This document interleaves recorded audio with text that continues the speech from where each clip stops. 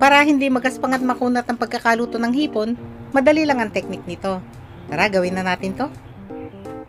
Unahin lang na ihanda ang mga hipon. Gupitan ang matutulis na bahagi nito.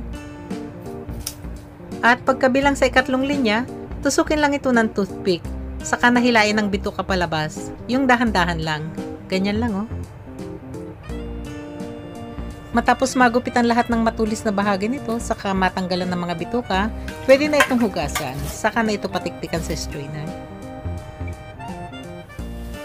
Sunod na gagawin natin dito, lutuin na ang sotanghon. Pagka ganyang kumukulo na ang tubig, hinaan na ang apoy. Maglagay na ng asin at mantika. Ilagay na rin ang sotanghon, at siguraduhin lang na lubog ito sa tubig. Saka na ito lutuin ng 5 minuto. O kaya ay hanggang sa makuha na ang gustong lambot nito. At pagka ganyang malambot ng sotanghon, pwede na itong ahunin at patiktikan sa strainer. Saka na ito itabi.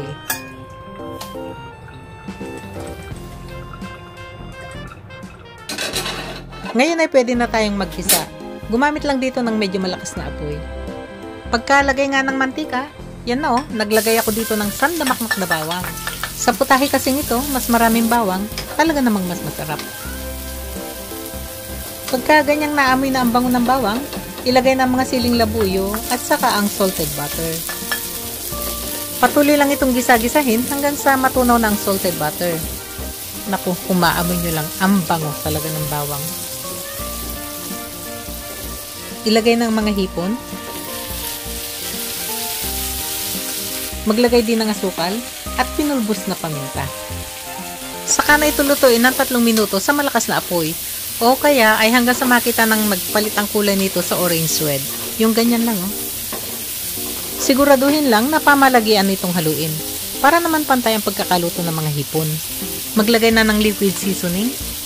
Pwede rin palang pang substitute dito ang toyo. Sa ganitong dami at laki ng mga hipon, lutuin pa ito ng 2 minuto. Depende kasi lagi ang cooking time sa sizes at quantity ng niluluto. At kabilin-bilinan ko na huwag itong i-overcook. Kasi nga pagka-overcook, talaga namang magaspang, matigas at makunat na ito. Di na masarap kainin. Ngayon, pwede na itong tikman para maihus ang lasa. Kanyama na. At pinakapanghuli, i-garnish na ito ng siling labuyo at spring onion. Saka na ito gisa ng kalahating minuto lang o kaya ay hanggang sa maamoy na ang bango ng dahon ng mga sibuyas. At para hindi mo overcook, agad na itong ilipat na lalagyan. Ipatong ang mga hipon sa sotanghon na niluto natin kanina para masipsip ng sotanghon ang lasa na galing sa sarsa nito.